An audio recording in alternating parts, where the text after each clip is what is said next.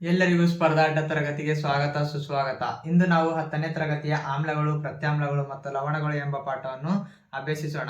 ಈ ಹಿಂದಿನ ವಿಡಿಯೋದಲ್ಲಿ ನಾವು ಆಮ್ಲಗಳು ಎಂದರೇನು, ಪ್ರತ್ಯಾಮ್ಲಗಳು ಎಂದರೇನು ಮತ್ತು ಪ್ರತ್ಯಾಮ್ಲಗಳಿಗೆ ಉದಾಹರಣೆಗಳು ಮತ್ತು ಆಮ್ಲಗಳಿಗೆ ಉದಾಹರಣೆಗಳನ್ನು ತಿಳಿದುಕೊಂಡಿದ್ದೇವೆ.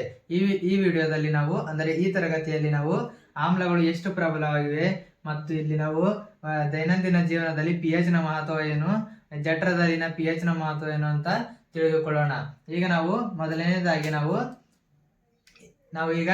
ಈಗಾಗಲೇ ನಾವು ಆಮ್ಲ ಮತ್ತು ಪ್ರತ್ಯಾಮ್ಲಗಳು ಯಾವ್ಯಾವ ಅಂತ ತಿಳಿದುಕೊಂಡಿದ್ದೇವೆ. ಹೇಗೆಂದರೆ ಸೂಚಕಗಳ ವಿಧಾನದಿಂದ ಆಮ್ಲಗಳು ಯಾವ್ಯಾವ ಮತ್ತು ಪ್ರತ್ಯಾಮ್ಲಗಳು ಯಾವ್ಯಾವ ಅಂತ ತಿಳಿದುಕೊಂಡಿದ್ದೇವೆ. ಈಗ ನಾವು ಆಮ್ಲ ಮತ್ತು ಪ್ರತ್ಯಾಮ್ಲಗಳು ಎಷ್ಟು ಪ್ರಬಲವಾಗಿವೆ ಅಂದರೆ ಆಮ್ಲಗಳ ಎಷ್ಟು ಪ್ರಬಲವಾಗಿವೆ ಎಂದು ತಿಳಿದುಕೊಳ್ಳೋಣ. ಈಗ ಆಮ್ಲ ಮತ್ತು ಪ್ರತ್ಯಾಮ್ಲಗಳು ಎಷ್ಟು ಪ್ರಬಲವಾಗಿವೆ ಎಂದರೆ ದ್ರಾವಣದಲ್ಲಿ H2 ಸಾರತೆಯನ್ನು ಅಳೆಯಲು pH ಎಂಬ ಅಳತೆಯನ್ನು ಅಭಿವೃದ್ಧಿಪಡಿಸಲಾಗಿದೆ.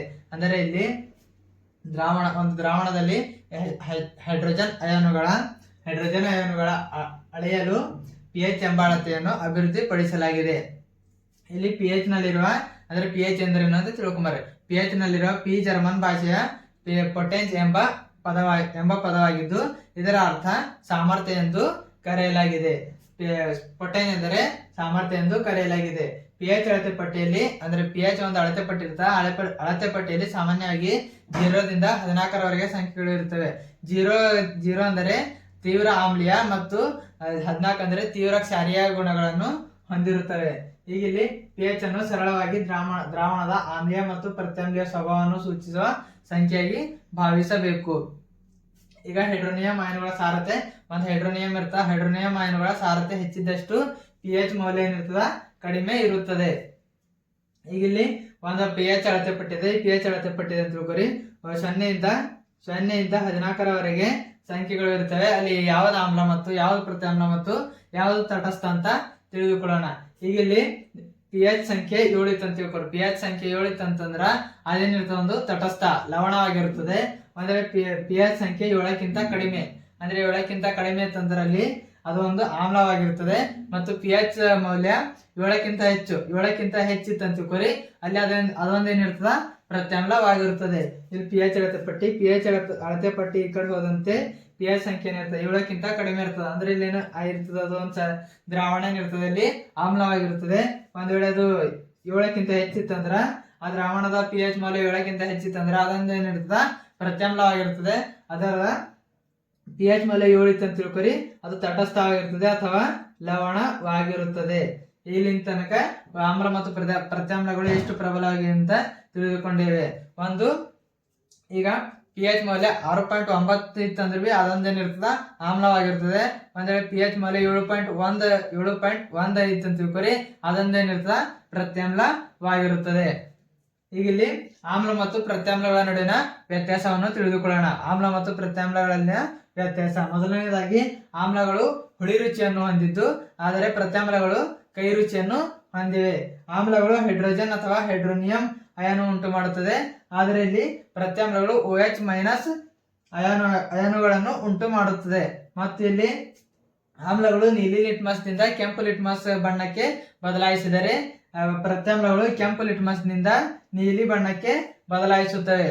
ಇವು ಇಷ್ಟು ತಿಳಿದುಕೊಂಡೇವೆ. ಈಗ ನಾವು ದೈನಂದಿನ ಜೀವನದಲ್ಲಿ pH ನ ಮಹತ್ವ ಅಂದ್ರೆ ಒಬ್ಬ ಮನುಷ್ಯನ ದೈನಂದಿನ ಜೀವನದ pH ನ ಮಹತ್ವ ಏನಂತ ತಿಳಿದುಕೊಳ್ಳೋಣ. ಈಗ ಇಲ್ಲಿ ಮೊದಲನೇದಾಗಿ ಒಬ್ಬ ಆರೋಗ್ಯವಂತನ ಮನುಷ್ಯನ ದೇಹದ pH ಎಷ್ಟಿರ್ತದೆ ಅಂದ್ರ 7.0 ರಿಂದ 7.8. ಒಬ್ಬ ಆರೋಗ್ಯವಂತನ ಮನುಷ್ಯನ ದೇಹದ pH ಎಷ್ಟಿರ್ತದೆ 7.0 ಲಿಂದ 7.8.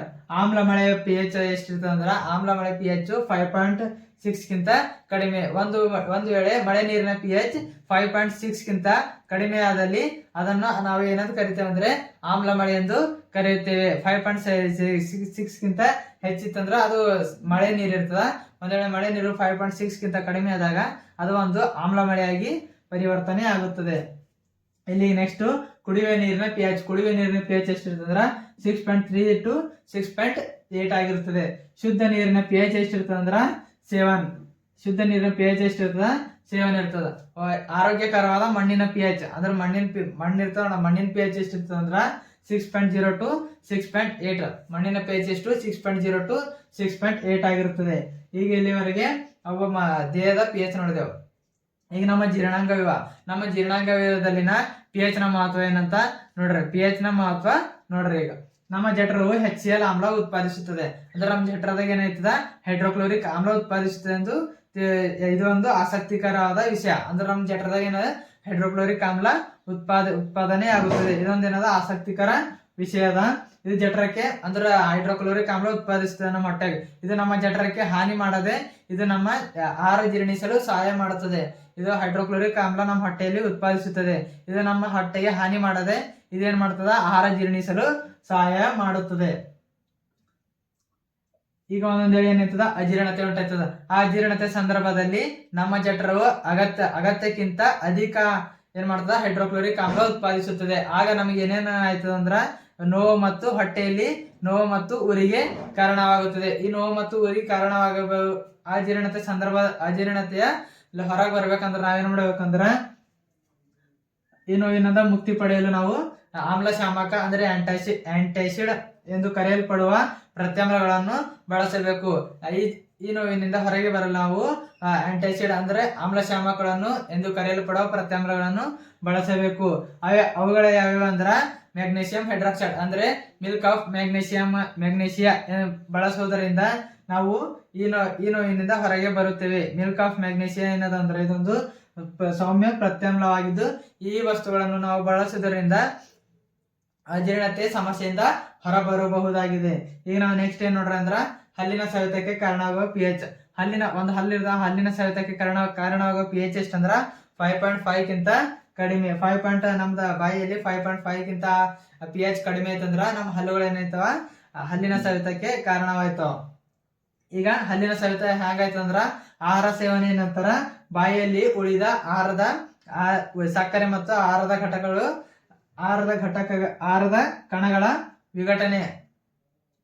ಹಲ್ಲಿನ ಸವೆತ ಹೆಂಗಾಯ್ತದಂದ್ರ ಏನಂದ್ರೆ ನೋಡ್ರಿ, ಆಹಾರ ಸೇವನೆ ನಂತರ ಬಾಯಿಯಲ್ಲಿ ಉಳಿದ ಸಕ್ಕರೆ ಮತ್ತು ಆಹಾರದ ಕಣಗಳ ವಿಘಟನೆಯಿಂದ ಬಾಯಿಯಲ್ಲಿರುವ ನಮ್ಮ ಬಾಯಿದಾಗ ಏನಿರ್ತಾವ ಬ್ಯಾಕ್ಟೀರಿಯಾ ಇರ್ತಾವ. ಬ್ಯಾಕ್ಟೀರಿಯಾಗಳು ಏನ್ ಮಾಡ್ತಾವ ಆಮ್ಲಗಳನ್ನು ಉತ್ಪಾದನೆ ಮಾಡುತ್ತವೆ. ಹೀಗಾಗಿ ಆಮ್ಲಗಳು ಉತ್ಪಾದನೆ ಮಾಡೋದ್ರಿಂದ ಅಲ್ಲಿ pH ಸಂಖ್ಯೆ ಏನಾಯ್ತದ ಕಡಿಮೆ ಆಯ್ತದ. ಮತ್ತು pH ಸಂಖ್ಯೆ ಕಡಿಮೆ ಆದಾಗ ನಮ್ಗೆ ಏನಾಯ್ತದ ಹಲ್ಲಿನ ಸವೆತಕ್ಕೆ ಕಾರಣವಾಗುತ್ತವೆ. ಬ್ಯಾಕ್ಟೀರಿಯಾಗಳು ಆಮ್ಲವನ್ನು ಉತ್ಪಾದನೆ ಮಾಡುತ್ತವೆ ಮತ್ತು ಇದು ಹಲ್ಲಿನ ಸವೆತಕ್ಕೆ ಕಾರಣವಾಗುತ್ತವೆ. ಹಲ್ಲಿನ ಸವೆತ ಆಗ್ಬಾರ್ದಂದ್ರ ನಾವು ತಡೆಗಟ್ಟುವ ವಿಧಾನ ಯಾವುದಂದ್ರ ಆಹಾರ ಸೇವನೆ ನಂತರ ನಾವು ಬಾಯಿಯನ್ನು ಸ್ವಚ್ಛಗೊಳಿಸಬೇಕು. ಇಲ್ಲವಾದಲ್ಲಿ ಪ್ರತ್ಯಾಮ್ಲೀಯವಾಗಿರುವ ಟೂತ್ ಗಳನ್ನು ಬಳಸಬೇಕು. ಪ್ರತ್ಯಾಮ್ಲಗಳಾಗಿರುವ ಟೂತ್ ಗಳನ್ನು ಬಳಸುವುದರಿಂದ ಹೆಚ್ಚುವರಿ ಆಮ್ಲವನ್ನು ತಟಸ್ಥಗೊಳಿಸುತ್ತವೆ ಮತ್ತು ಹಲ್ಲಿನ ಸವೆತವನ್ನು ತಡೆಗಟ್ಟಬಹುದು.